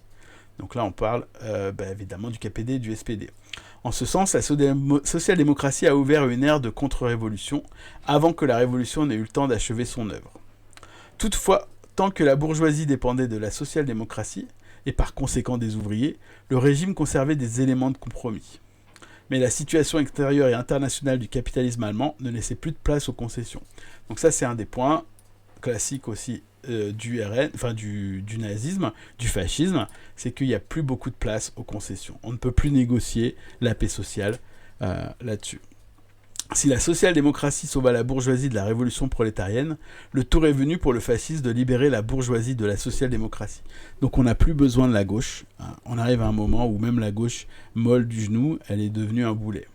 Le coup d'état d'Hitler n'est que le maillon final dans la chaîne des poussées contre-révolutionnaires. Donc ça aussi, très important. Le petit bourgeois est hostile à l'idée de développement, car le développement se fait invariablement contre lui. Le progrès ne lui a rien apporté si ce n'est des dettes insolvables. Donc là, on rappelle qu'on est encore sur un établissement important du capitalisme. Et donc, du coup, là, le développement, c'est plutôt l'évolution du système capitaliste qui commence à créer des dettes. Rappelez-vous, c'est des gens qui sont entre les prolétaires et entre les bourgeois. Le national-socialisme rejette le marxisme, mais aussi le darwinisme. Les nazis maudissent le matérialisme, car les victoires de la technique sur la nature ont entraîné la victoire du grand capital sur le petit. Les chefs du mouvement liquide l'intellectualisme, non pas tant parce qu'eux-mêmes possèdent des intelligences de deuxième ou troisième ordre, mais surtout parce que leur rôle historique ne saurait admettre qu'une pensée soit menée jusqu'à son terme. Le petit bourgeois a besoin d'une instance supérieure, placée au-dessus de la matière et de l'histoire, et protégée de la concurrence, de l'inflation, de la crise, de la vente aux enchères. Au développement, à la pensée économique, au rationalisme, au XXe, XIXe et XVIIIe siècle, s'oppose l'idéalisme nationaliste en tant que source du principe héroïque. La nation d'Hitler est l'ombre mythique de la bourgeoisie elle-même, son rêve pathétique d'un royaume millénaire sur Terre. Bon, là, je rentre pas trop dans les détails, il y aurait plein de choses à discuter, mais bon, il y a une mystique, effectivement, associée ici au petit bourgeois sur la façon qu'il a de penser, qui est extrêmement profondément réactionnaire, en fait, sur un ordre ancien. C'est grosso modo ce qui est dit ici. Pour élever la nation au-dessus de l'histoire, on lui donne le soutien de la race. Donc là, on arrive à un truc très intéressant, pareil, toute coïncidence avec une situation réelle et pas du tout fortuite. Donc pour élever la nation au-dessus de l'histoire, on lui donne le soutien de la race. L'histoire est vue comme une émanation de la race. Les qualités de la race sont construites indépendamment des conditions sociales changeantes. Donc c'est exactement ça le racisme. Rejetant la pensée économique comme vile, le national-socialisme descend un étage plus bas, du matérialisme économique qui passe au matérialisme idéologique. Donc là il explique. La théorie de la race, qu'on dirait créée spécialement pour un autodidacte prétentieux, donc là il parle évidemment d'Hitler, et qui se présente comme la clé universelle de tous les secrets de la vie, apparaît sous un jour particulièrement lamentable à la lumière de l'histoire des idées. Donc là il parle du racisme comme étant une théorie lamentable. Pour fonder la religion du sang, véritablement allemand, Hitler a dû emprunter de seconde main les idées du racisme à un Français diplomate et écrivain dilettante, le comte Gobineau. Hitler trouva une méthodologie politique toute prête chez les Italiens. Mussolini a largement utilisé la théorie de Marx de la lutte des classes. Le marxisme lui-même est le fruit de la combinaison de la philosophie allemande, de l'histoire française et de l'économie anglaise.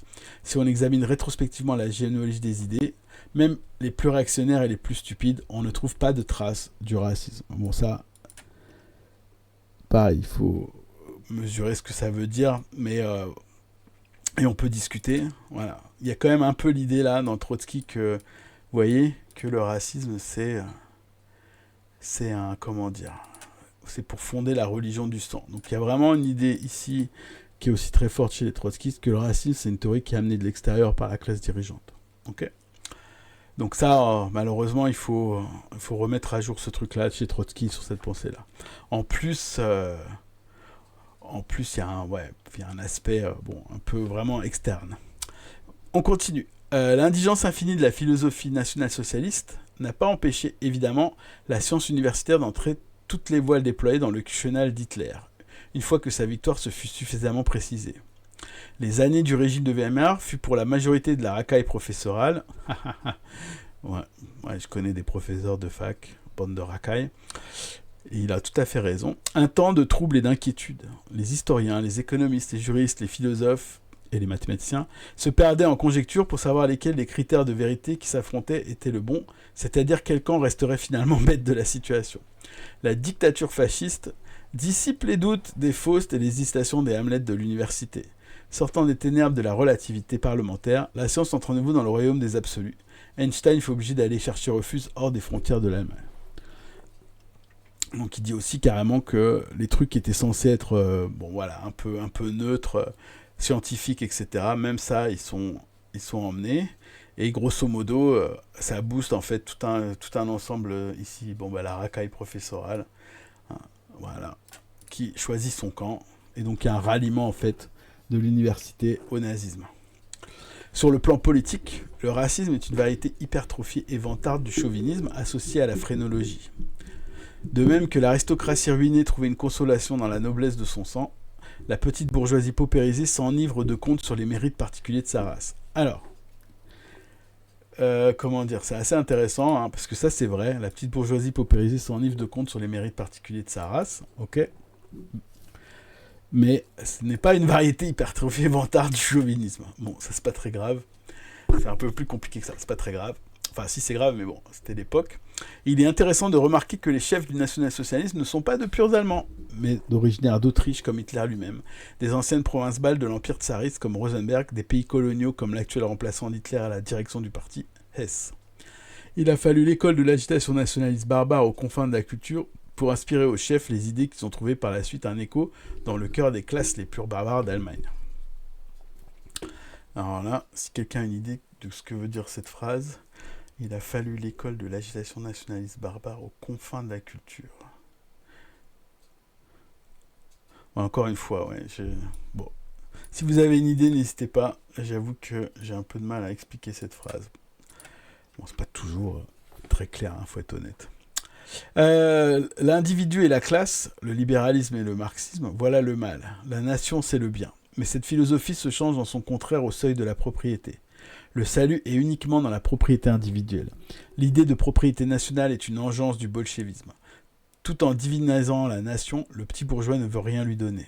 Au contraire, il attend que la nation lui distribue la propriété et le protège de l'ouvrier et de l'huissier. Donc ça, c'est clair et net. On n'aime pas les impôts, on n'aime pas les grèves. Mais par contre, on attend quand même que l'État vous aide. Malheureusement, le Troisième Reich ne donnera rien aux petits bourgeois, si ce n'est des nouveaux impôts. Mais ça, c'est clair. Et même d'ailleurs, des nationalisations.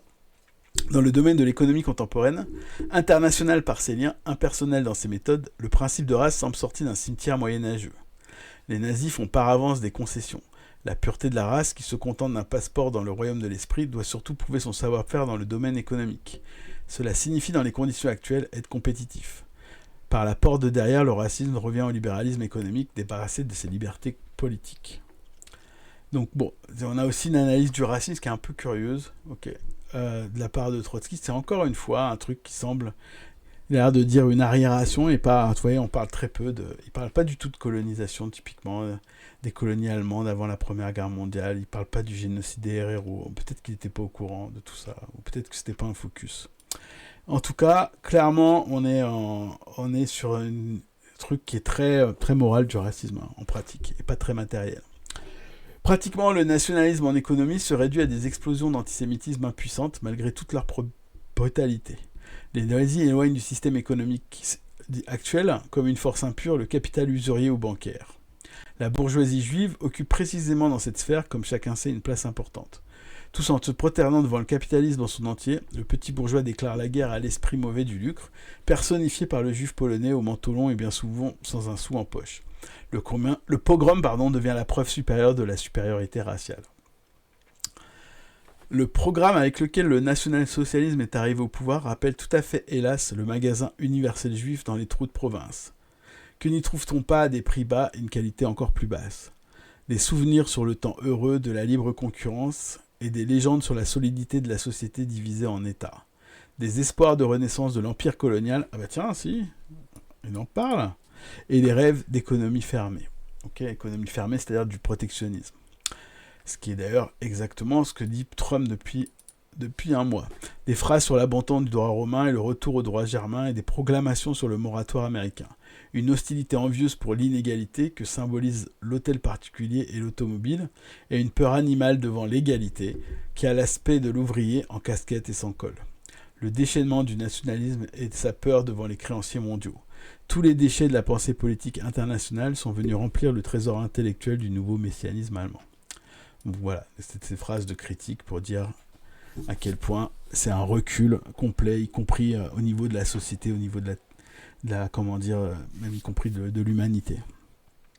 Le fascisme a amené à la politique les bas-fonds de la société, non seulement dans les maisons paysannes, mais aussi dans les gratte-ciel des villes, vivent encore aujourd'hui à côté du XXe siècle, le Xe et le XIIe siècle.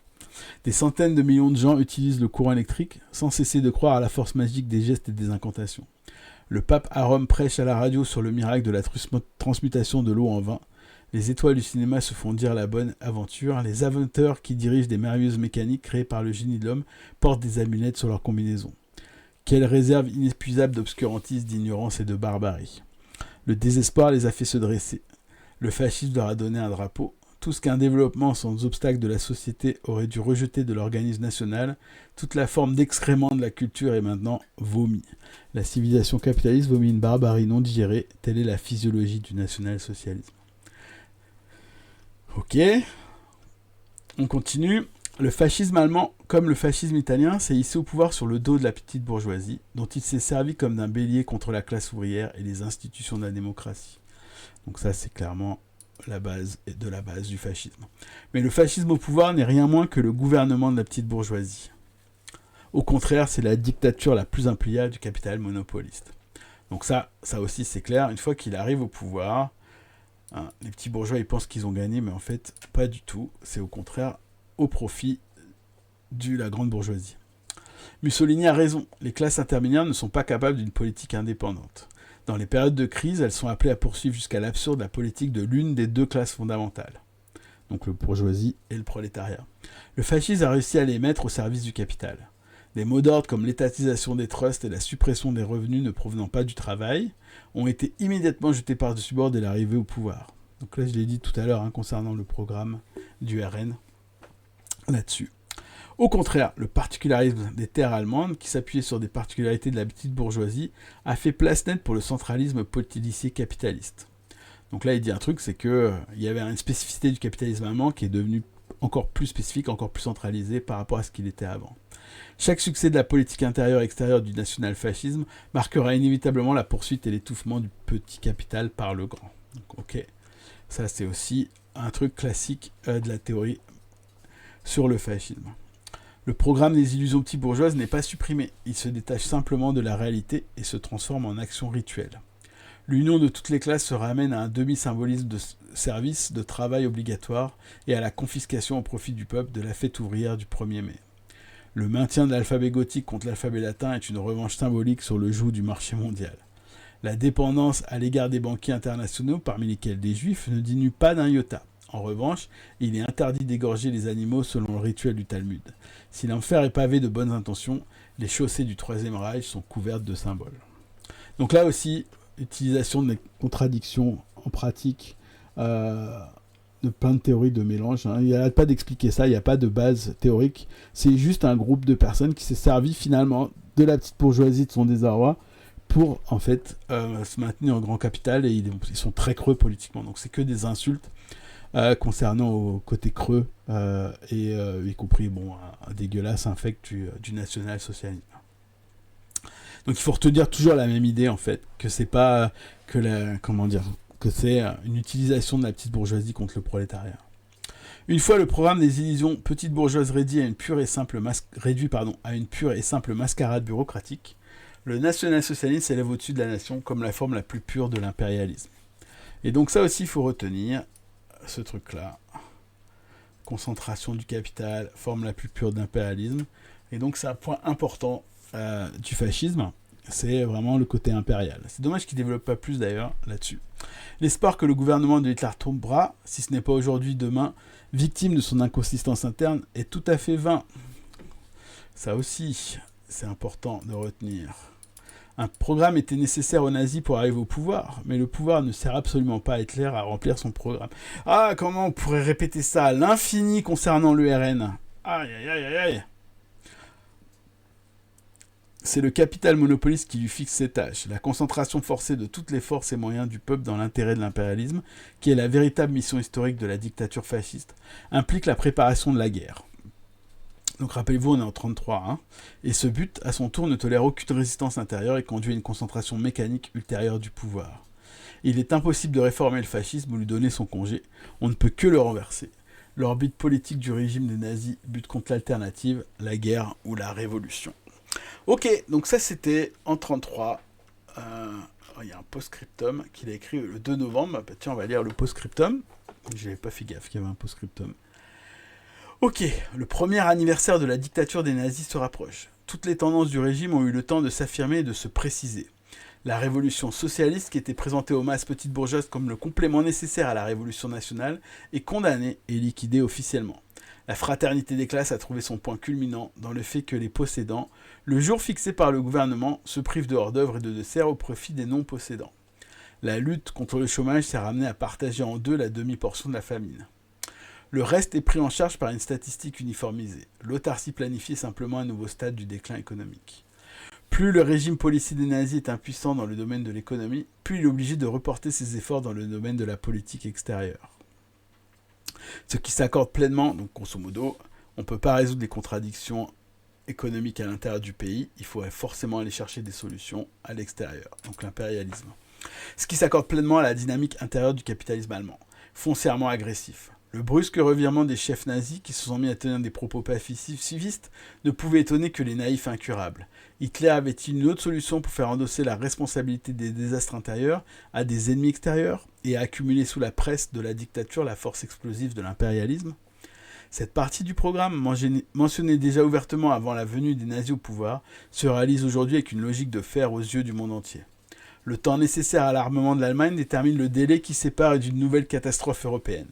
Il ne s'agit pas de mois ni de décennies, quelques années sont suffisantes pour l'Europe se retrouver à nouveau plongée dans la guerre, si les forces intérieures à l'Allemagne elles-mêmes n'en empêchent pas à temps Hitler. Ok, voilà, vous avez quelqu'un qui écrit ça en 1933 et qui prévoit exactement ce qui s'est passé, avec les mêmes raisons, les bonnes, qui se sont passées. Je trouve ce texte assez fou. Après, bon, on sent vraiment l'amertume, le dépit du fait du prolétariat allemand. Surtout, comme vous avez vu juste avant, il passait son temps à le prévenir que la victoire, elle n'était pas inévitable. Donc, du coup, on se retrouve avec cette situation là-dessus. Donc, pour retenir là, sur les deux textes, donc, je vous invite à les lire. Et rappelez-vous, il y en a plusieurs autres. Okay, j'ai fait juste une sélection. Vous pouvez aller regarder ces deux textes. Je ferai d'autres textes sur le fascisme. Je crois que je vais faire le mardi sur le fascisme. Mais grosso modo... C'est l'un des rares écrits sur le fascisme qui est intéressant de cette période-là, qui est analysé en temps réel, ce qui le rend d'autant plus fort, ce qui a un côté prédictif qui est extrêmement important de ce point de vue-là. Moi, j'avoue que quand j'ai lu ces textes-là dans le recueil de livres qui s'appelle Comment vaincre le fascisme, qui n'est pas tout à fait celui-là, de texte. Il y en a plusieurs. On comprend en fait la dynamique et on comprend en fait le danger mortel que représente notamment le RN, Trump, Orban et tous ces gens-là. En fait, que les... Alors, c'est pas les mêmes conditions donnent les mêmes effets, mais grosso modo, les mêmes dynamiques produisent les mêmes groupes sociaux et les mêmes groupes politiques, notamment en Europe.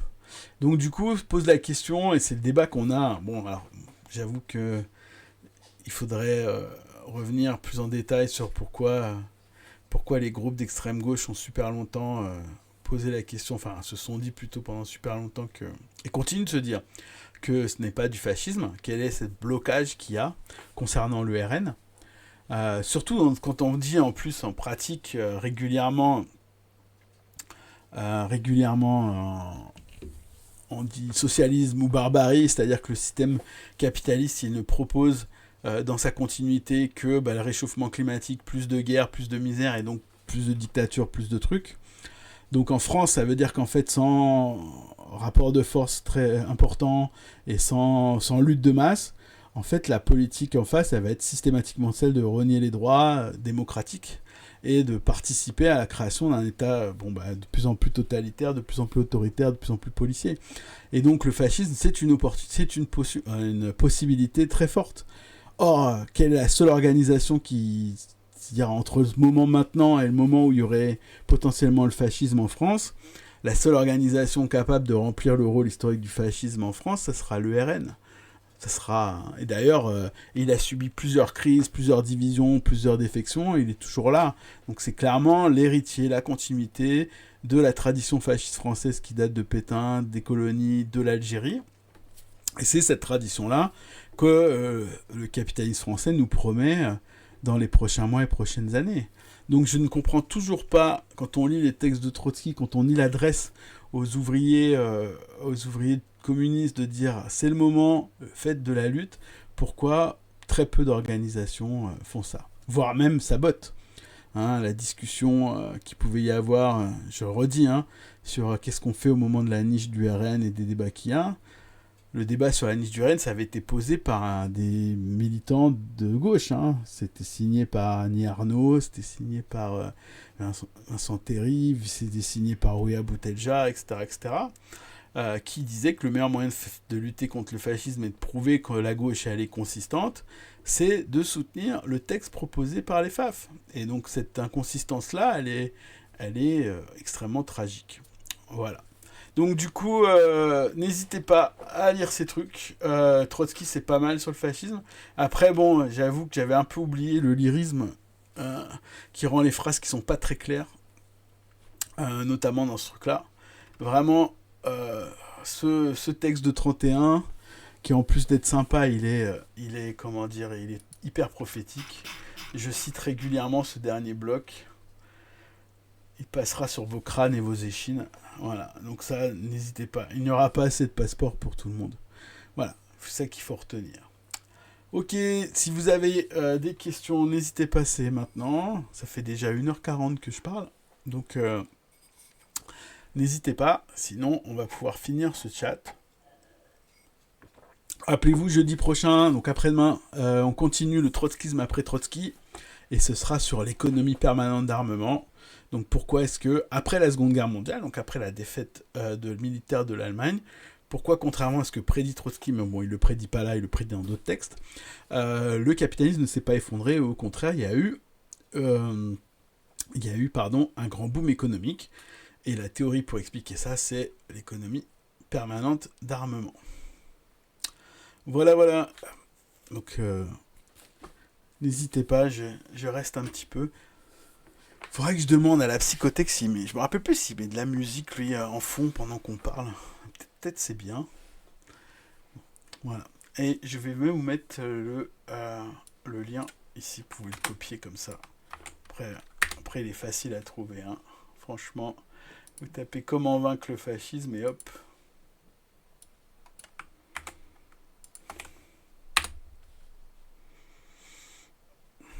Donc voilà. Donc on va arrêter le stream. Et donc à jeudi si vous voulez. Merci à celles et ceux qui ont tenu tout le truc. Alors, il n'y aura pas assez de passeports. Oui, tout à fait. Vous pouvez répéter les refs sur pourquoi les gens votent RN? Ah, les refs. Ouais, bien sûr. En fait, il y a plusieurs livres. Il y en a, je lirai des passages. Il y a Félicien Faury, électeur ordinaire. Il y a Ceux qui restent de Coquart. Je sais plus comment on écrit Coquart. Ceux qui restent. Et il y a eu le FR. Alors c'est Fabio qui m'a donné. Hein, c'est Parasite d'en haut, Parasite d'en bas. Benoît il s'appelle. Ah, j'avais presque écrit correctement. Parasite d'en haut.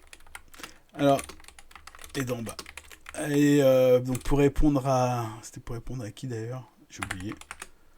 Ah mais il a tout mis Fabio, merci. Merci camarade.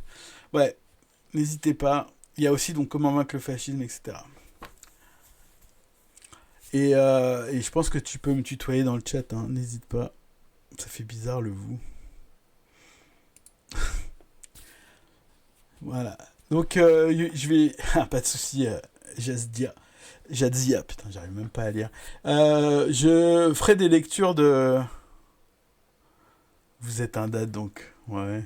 Oh là là. Le mec il est resté silencieux tout le temps et hop, il vient faire ce taquet à la fin. Et du coup, donc mardi prochain on fera encore un truc sur le fascisme et le... Alors c'est quoi cette... Wesh. Ciao Maros. Du coup, 1973. Oh là là, comment ça se la pète. Du coup, comment ça s'appelle? Je sais plus ce que je disais. Ouais, mardi prochain, donc on continuera à parler du fascisme. Donc peut-être qu'on va mobiliser d'autres choses que Trotsky pour parler du fascisme, même si c'est la base. Et il y aura, je ferai lire des textes, peut-être justement des chapitres du Faury ou d'autres textes sur le fascisme. Il y a aussi celui de Hugo Paletta, il y en a plusieurs qu'on pourrait regarder. Celui d'Omar Saouti, il y a aussi là-dessus. Et d'autres. Voilà, c'est la fin du stream. Merci. Et n'oubliez pas, dans 2 jours, économie permanente d'armement. Et la semaine prochaine sur le fascisme. Ciao!